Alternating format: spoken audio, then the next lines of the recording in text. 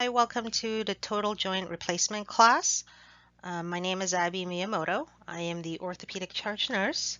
I work with Dr. Lowry, Dr. Lim, and Dr. Holtzman. So today's session, we're going to talk about enhanced recovery and what it means, how to prepare yourself for surgery, and what to expect during recovery while you're at home. If you have any questions, you are scheduled for a telephone appointment or a video visit with me, and we will go over any questions you may have. At Kaiser Permanente, we now have an enhanced recovery program to help you prepare safely and help you heal more quickly. It includes proven ways to control pain. That means it's multimodal. We're going to give you a mixture of medications, which we will give you instructions on how to take them properly and what the right combination will work for you. We will help you move, and we would like for you to eat sooner right after surgery. Enhanced recovery also includes preventing infections. You will be receiving instructions about mouth and skin care before surgery, and we'll teach you how to use the incentive spirometer to exercise your lungs to help prevent pneumonia. And studies throughout the world show that enhanced recovery programs have helped patients with recovering more quickly, feeling more comfortable after surgery, and spending less time in the hospital. Patients leave the hospital in a better shape, and that enhanced recovery has helped them feel better. You will be given a calendar, an enhanced recovery calendar. It's basically a brochure that is a shorter version of the booklet that's included with your prep for surgery. It's either mailed or handed out to you by the surgery scheduler. So the most important role for you as a patient is identifying your caregiver. Your caregiver needs to be by your side during the night, especially at least 4 to 5 days. It helps keep you safe, especially at nighttime. You will need them to help you with the walker, getting up out of bed to go to the bathroom, keeping track of your medications, and also helping you with elevating your leg on the pillows and applying ice to your surgical site. If you are exercising or meditating, continue to do so because that'll help you recover faster. You have the enhanced recovery brochure that's again a short version of the booklet, and you could just post it somewhere where it's visible so it could guide you during your recovery. Participating during rehab, the home health physical therapist will be by at your house the next day after you've been discharged to go through some of the exercises that was reviewed with you post-surgery, and making sure that you are continuing to be mobile and active after surgery is important for your new joint. Being your healthiest before and after surgery will help prevent infection and healing. If you're a smoker, we do have a smoking cessation counselor that can work with you one-on-one. Continue to be active. The stronger you are going into surgery, the better off you are during rehab. Staying healthy during this COVID time, make sure you wash your hands, wear masks when out in public. If you have any cuts or scrapes that may look infected, please email us or call us directly, and we can assess the wound for you. There is an available guided meditation on kp.org. You can use it to help you relax, and of course you can use it before surgery, during surgery, after surgery, to promote healing and relaxation. If you are diabetic, it is very important for you to have good blood control of your sugar. It is very important with healing and preventing infection. If your blood sugar is out of whack, please make sure you contact your primary to let them know so they can titrate your medications if you have to prior to your surgery. And also notifying your primary regarding your upcoming surgery can also help them determine whether they need to adjust your medications or not. So, preventing infections includes brushing and flossing your teeth 2 to 3 times a day and the use of the incentive spirometer to help exercise your lungs. It is very important for you to place the spirometer where it's easier for you to reach, and it will remind you to use the incentive spirometer at least 4 to 5 times a day. You can get used to them now by practicing so you remember how to use them. Or if you are not sure how to use them, the pre-op nurses will go over it with you, and also at the recovery room, they can guide you on how to use the incentive spirometer. So preparing your skin prior to surgery is very important. You'll be given 2 packages with 2 wipes each. It's a chlorhexidine wipes. What you do is, as the diagram shows, each wipe represents which body part you're supposed to use the wipes for.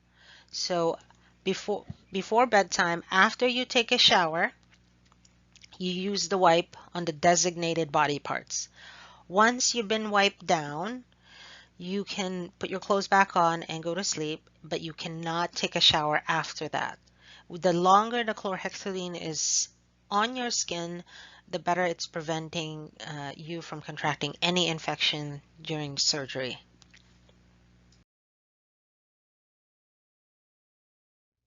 In the hospital, you experience enhanced recovery approaches to help you heal more quickly and reduce the chance of infection. What can you expect? So, to control your pain, they will be using a mixture of pain meds that are less likely to make you confused, sleepy, and constipated, which then, of course, it makes it easier for you to move and eat soon after surgery. Moving sooner, one of the most important things you can do to start healing is to move sooner. Moving is good for your new joint, your digestion, and your strength.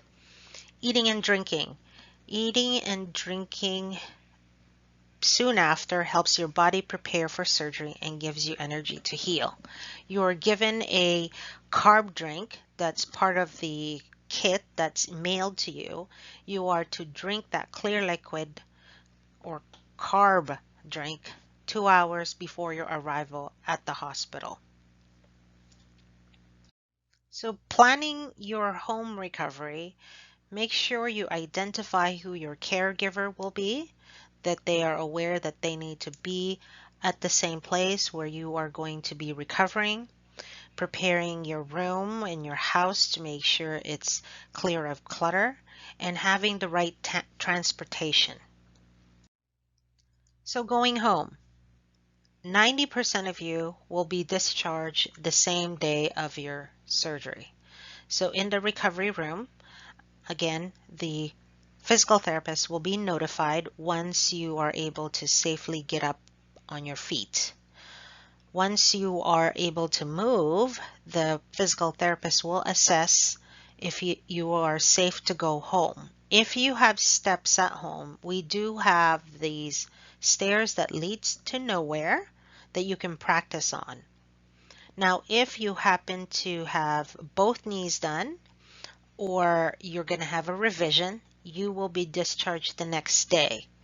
So before 10 a.m. the morning after surgery, the physical therapist will again make their rounds at 8, usually after breakfast, and they will do the assessment once more to see if it is safe for you to go home. Because of enhanced recovery, patients feel better and are ready to go home soon after surgery. It sounds unbelievable, but we have had multiple patients that have gone home right after surgery and felt a lot better being home than staying in a hospital.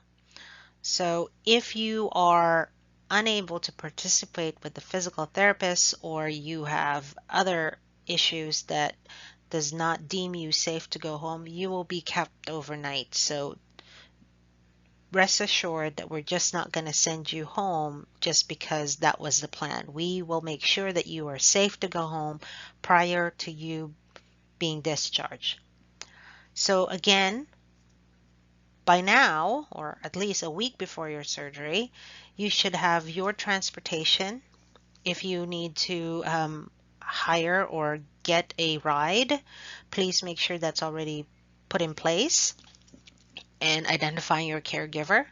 We would like for you to be home because it's easier to move around for rehab since you know the lay of the land. It's easy to stay healthy. As you know, the COVID is going around and season is going to start, so we don't want you to be exposed to too many sick people. So for caregivers, it says here to plan to have help for 2 weeks. 2 weeks may be a lot for a lot of patients, family, or sons or daughters, nieces, nephews, or or friends to take off. But if you can do at least 3 to 4 days and be with your loved ones consistently 24/7 for 3 to 4 days, that's more ideal than having you off for the next 2 weeks, right? So you're mostly there to help run errands, driving your loved ones to and from their appointments. If they need to come in to see one of the surgeons or myself because of a questions that you may have, or that we want you to come in, then you have that person to drive you. Having a caregiver is very helpful to have, especially with keeping track of your medications.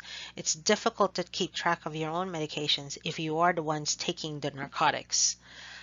Also with icing, it's hard for you to get up and off the bed to go and grab the new ice packs, or in your case as a knee surgery, it's difficult to unplug the sleeve from the machine so you could go up to the bathroom and replace the ice, or to replace the ice, the frozen ice water bottle in the machine, and also to elevate your leg. It's difficult to lift up your leg right after surgery. Also, helping you with your mobility and daily activities.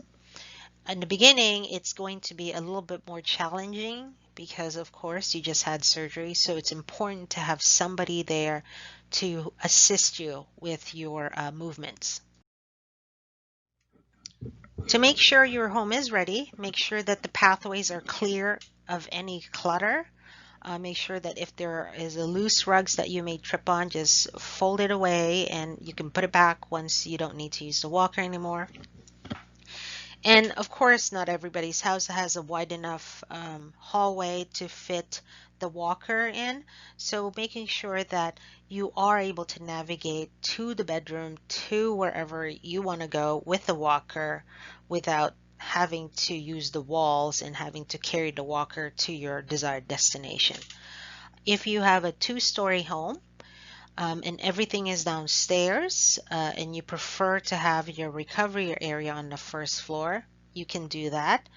And if you would like to rent a hospital bed, the patient care coordinator, or otherwise known as the discharge planner, can order the bed for you at a cost. It depends on what is covered, what your insurance covers. Make sure you have good lighting between your bed and the bathroom. Making sure that if you are buying new equipments, that they are assembled beforehand. Grab bars in the shower. We don't recommend suction cups. Those suction cups are not a little bit, but very dangerous, since we don't know how reliable the suctions are. And we don't want you to reach over and use that grab bar and the suction cup loses its suction and you fall and you break the other side and you get to see us again. So if you don't get a chance, or if you don't even want to put a permanent grab bars, don't worry about it. The physical therapist who will be coming to your house can guide you on how to safely go in and out of the tub without the use of a grab bars. If you don't have a walker, the patient care coordinator will let you know whether it is also covered by your insurance. And if you would like to rent at a cost, they can let you know how much you get to pay for renting the walker from Apria. So for the next few slides, we're going to go through symptom management. That includes pain, nausea, constipation, swelling, and incision care.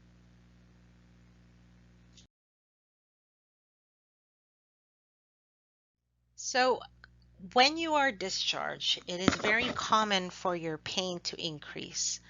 Again, in the hospital, before you were discharged, you have the nurses and the doctors, anesthesiologists to look out for you and continue to ask you about your pain. At home, it's you and your caregiver. Your caregiver is not um, trained to make sure that you are comfortable. They are not sure how to navigate this aftercare surgery.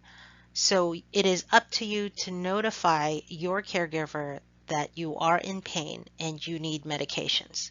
So taking your medications on time doesn't mean you have to have a set time.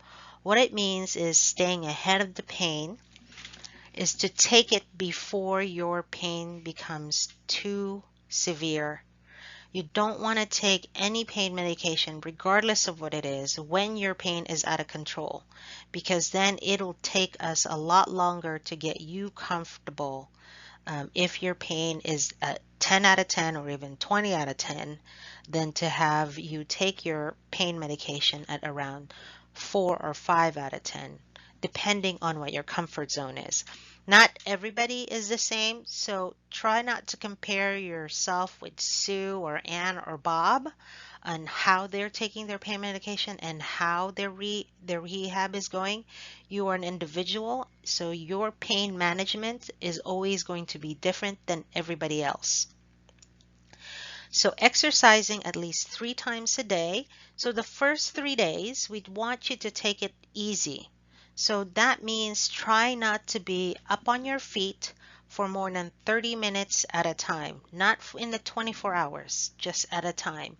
We want that leg elevated, resting, and we want ice applied to it. The reason that is the more you are up on your feet, the more swelling you will have. The more swelling you will have, the more pain you will have. So having it elevated decreases the pain and the swelling. So moving your joint, there are exercises that you can do in bed that doesn't require you to get up on your feet and do the exercises. And even if you are getting up on your feet to do some of the exercises, it shouldn't take you more than 5-10 minutes the first few days, right? So again, during your recovery, it is important for you to have rest and make to help you recuperate, and it heals faster as opposed to trying to do everything all at once and expecting to be bouncing back right after surgery. So at home, your role in enhanced recovery continues. So controlling pain, again, as I have mentioned earlier, make sure you take your medication and staying ahead of the pain. Now, after saying that, you don't have to take it exactly on the dot, just make sure that you are taking and consistent with pain medication as to opposed to just kind of taking it here and there. Taking it here and there is the same thing as waiting for your pain to get too severe. Okay, so you are going to be given multiple medications, and these multiple medications are compatible, so you don't have to worry about whether it's okay to take this with that. Again, with the ice and the elevating and the movement, you should be doing some exercises in bed or even for small increments during the first 3 to 4 days. We want that swelling controlled by elevating it and using the ice machine. Eating healthy. Stay hydrated. Eat healthy foods such as high protein foods, fruits and vegetables. These all help with healing. Try to avoid sweets, fats, and alcohol since they do delay healing, and also with infections. So for incision care, you will have internal sutures that are dissolvable. These sutures you will not see. For a knee patient, your incision will be closed with staples. For hip patients, anterior or posterior, they will seal the incision with a surgical glue.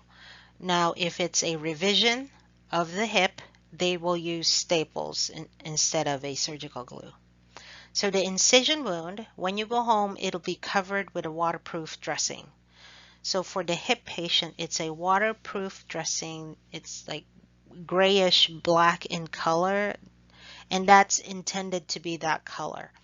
And for your knee, the waterproof dressing is wrapped with an ACE wrap, and that stays on for 7 days. So it's okay for you to shower on the 4th day with the waterproof dressing. It's not going to get wet since it is waterproof, but you're not allowed to have tub bath or submerge it in water such as pool or hot tubs.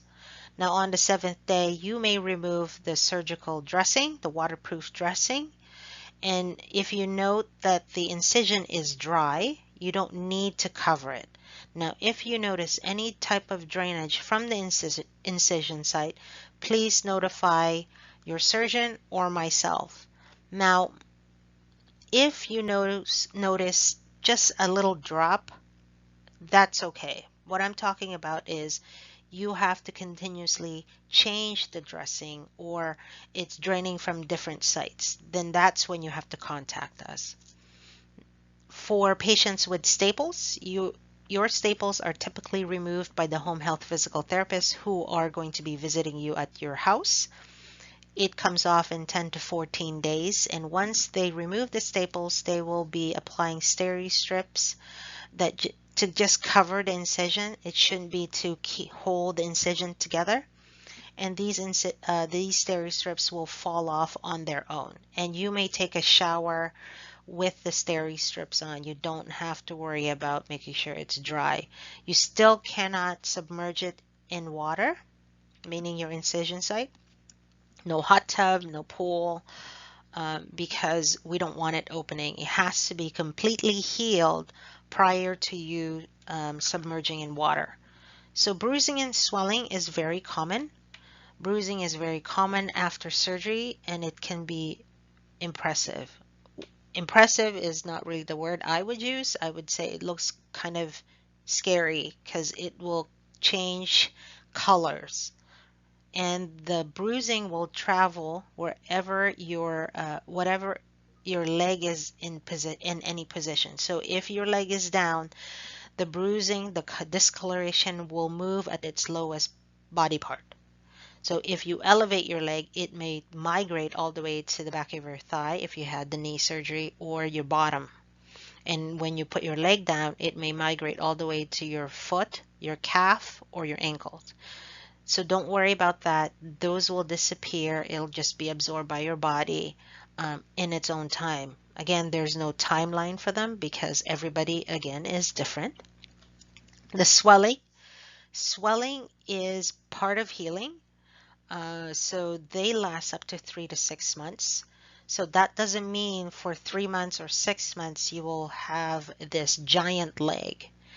It means that for the first few weeks, you will have a consistently swollen leg, and that's common. What we want to avoid is the very swollen leg that you can tell that the incision is tight and it's pulling. We don't want that because then that's giving too much tension at the incision site and it slows down the healing. That's why we would like for you to elevate and ice your leg. So in the 3-month mark, typically patients will feel a lot better by then, so they move more, they do stuff more, they're always up on their feet, they forget about icing or elevating. That's when the swelling will rear its ugly head once more and you're wondering what you did. So it's just your body's way of telling you to slow down, elevate your leg, and ice. Now, if that swelling does not go away even with the elevation or the application of ice, do let us know. Call your surgeon or call the clinic. So to elevate your legs, as you see in these three pictures, with the use of the footstool or the recliner, that is not what we considered as elevating. That's just me putting my feet up after a hard days at work, or chasing my children around at the playground, or chasing my dog across the park. So if you have to lean back to get the recliner to elevate your leg, that's not ideal, unless, of course, your intent is to just relax on the recliner and have your feet up. That's okay. And the next few slides, I will show you exactly what I mean by elevating your legs the proper way. So the correct way, so if you are having your hip replacement and it's the posterior approach, please observe the 90-degree rule. That means do not bend at your waist over 90 degrees. So if you are elevating your leg and you notice that the angle is less than 90 degrees, lay your back down or recline your back so that way you're still observing the 90-degree rule. Now you can purchase this very expensive pillow wedge online or any medical store for I think about $90 or $70. I've seen it at $70 on Amazon, but you may also make your own pillow wedge, which is on the next slide. Okay, so this is the frugal way, an effective way to make your own pillow wedge. What you do is you gather 3 pillows and you buy large safety pins if you don't have them, and you pin them all together so that the pillows don't slide around when your leg is up. So as you can see, the her leg is straight and it's elevated, it's above her hip level. That's what I forgot to mention earlier, is your leg needs to be above hip level to be considered as elevating your leg. Now, if it's more swollen and it's not going down, then you can elevate your leg higher than your hip and make sure that it aligns with your heart level or its toes to your nose. But again, just as long as your leg is elevated and it's higher than your hip, that is sufficient. I have given you the ice pack recipe that you can make your own at home. I have found that the ice pack recipe works a lot better, or it stays a lot colder than just buying the gel. So, but if you have an overabundance of gel packs that's iced or cold, then go ahead and use those. You don't have to make the ice pack yourselves. And if you are going to be making your own ice pack, make sure you use food coloring to kind of let you know whether it's leaking or not. Don't use red. You don't want to be confused between the ice pack draining or leaking or you draining from your incision site. So any other color but red. Okay, so if you don't want to spend $90 to get the pillow wedge, there are different options. You can go to Costco online or Bed Bath & Beyond. They're all online and they're about $35 to $45. And of course, with Bed Bath & Beyond, you get the never ending or never expiring coupon. So those are the different alternatives. Some patients have found it cheaper at maybe TJ Maxx or Marshalls, but that's if you get lucky. Or you can go to the Bed Bath & Beyond and they do have the pillow wedge, but they are also $90. But again, you still get the non-expiring coupons. You don't have to buy these pillow wedges, but if you want to purchase your own, you can definitely use these. And even after your surgery, you can still use them. So constipation is very common, and everyone, or at least 90% of our patients, will get constipation because if you are taking narcotics and now that you're not moving as much, it slows everything down. So a lot of the bowel medications that are commonly used are available for you to uh, purchase over the counter. You don't need prescription. So when you are discharged, you are discharged with two of the bowel medications. So it's included with your pain medications that you're going to go home with. One of them is called Ducoside sodium or Colace. That's a stool softener. And the other is Senna or Senalax. That's a laxative. So it is very important for you to take both of those at once as soon as you start taking any narcotics, such as oxycodone or Norco or Percocet, because you don't want to wait, just like with pain, you don't want to wait until you have not gone to the bathroom for 5 days before you start taking them. If you are a person that goes every day, then you should use this if you haven't gone the second day. And also, if you notice that even after taking both of them and you haven't gone second day, please give me a call and I can guide you on how to, what else to use, what the next steps are about to do with bowel medications. Now, with the Senalax, it causes cramping pain. So the other alternative is Miralax. It's polyethylene glycol. This can be purchased at any pharmacy. So you can either buy the brand name Miralax or the generic polyethylene glycol, and they're the same, as you know. It's just brand. It's